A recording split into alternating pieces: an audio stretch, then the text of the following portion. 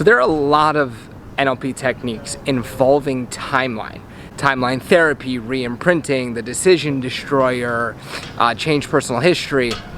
And initially, even after my master prac, there was still some confusion about when do I want to use this technique or that technique? What's the difference between this timeline technique and that technique?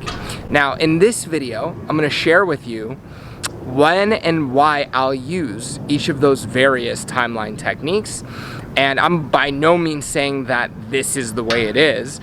This is the way it is for me. This is my mapper model. Some of the things I say are absolutely true, but there will be areas that are preferences for how and when I use the techniques. But I wanted to put this out there so that if you want to clarify when to use which technique, this should help you do that.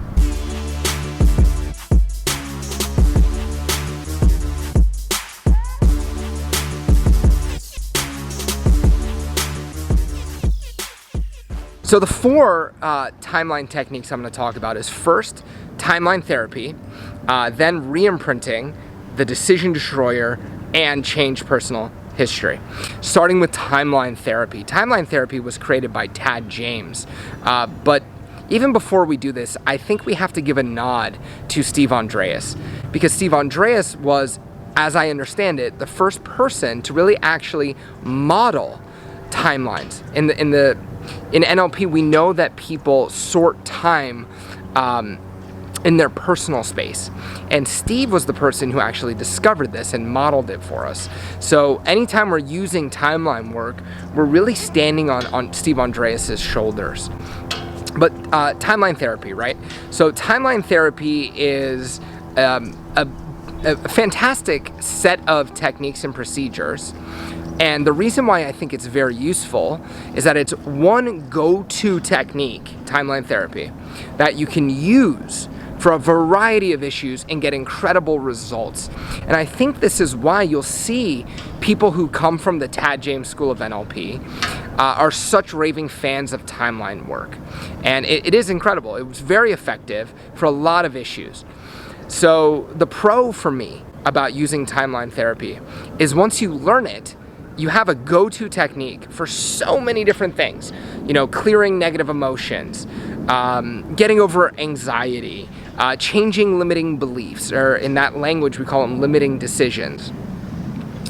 Timeline is excellent for doing those things. And I think one of the things that's useful about timeline that is quite different from the other timeline techniques you'll see, different about timeline therapy that is that it's a disassociated change. In other words, you come up off your timeline disassociated, looking down on your timeline. And you'll interact with it. If you know timeline therapy, you know the steps and the techniques.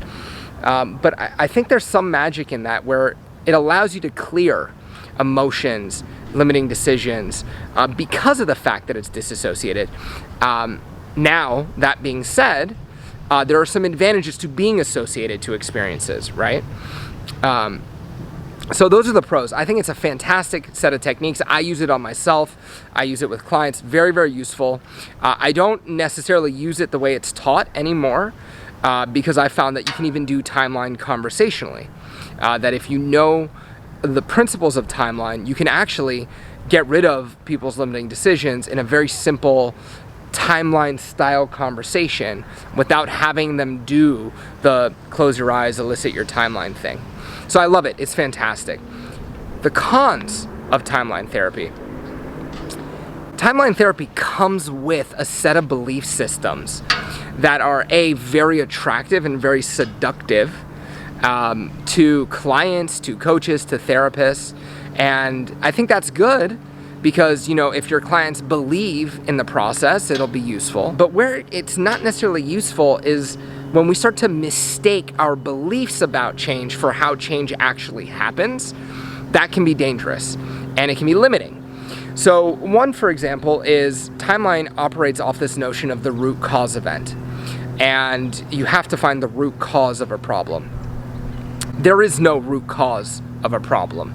This is a way of talking about things that stems from our history in psychotherapy, psychoanalysis, where it kind of, and Tad was a therapist, where we have this approach to change and to our psychology that says we are products of our past.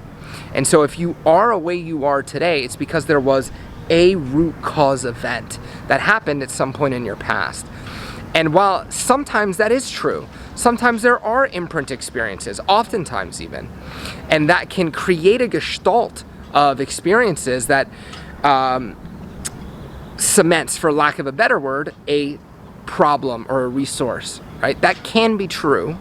It's not necessarily true. And it's certainly true that you don't have to go for root cause in order to create change. That you can work at any level of the gestalt backwards. You could work with the most recent event and then influence the gestalt backwards if you want to. You can influence change into the future, right? You can go into the future after you've overcome the problem, right? So there are some beliefs. The prime directives of the subconscious mind.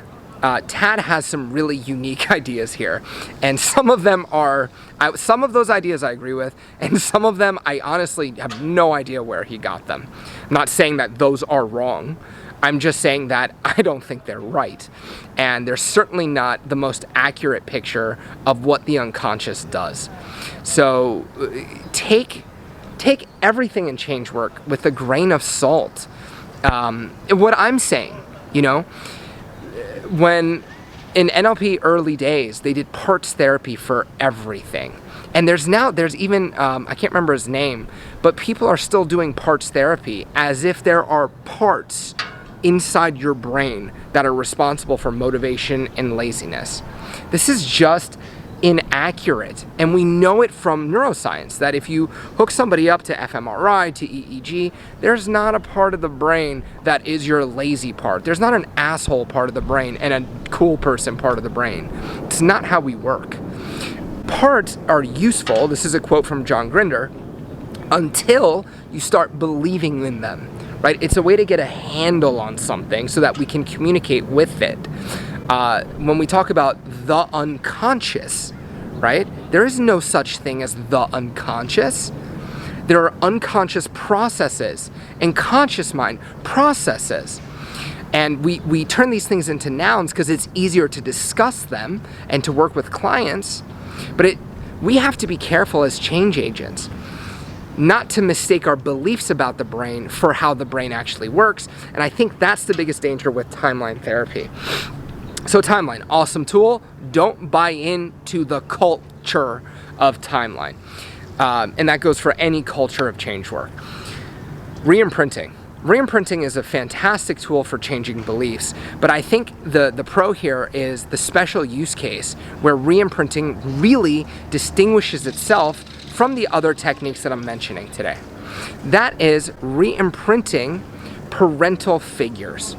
So I think this was initially done by Robert Dilts, if I remember correctly, but I like John Overdurf's take on it. The way he explained it really connected with me.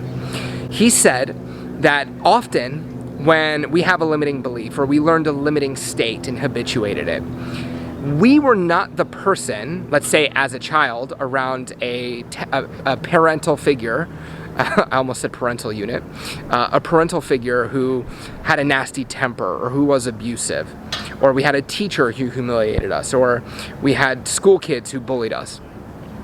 In those situations, we formed beliefs or decisions about other people when we were not the person who was being unresourceful.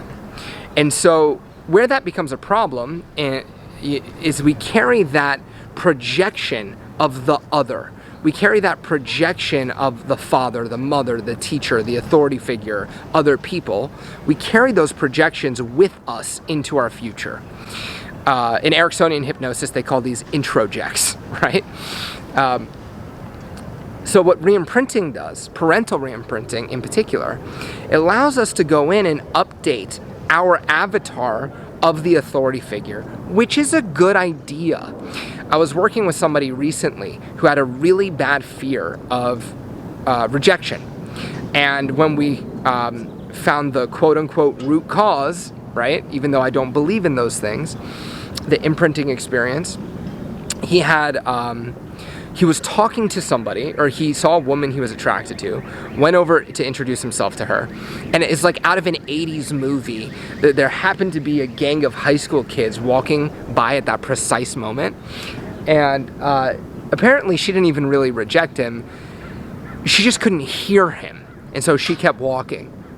But these high school kids saw this, and they erupted in unison, like, "Oh, rejected!"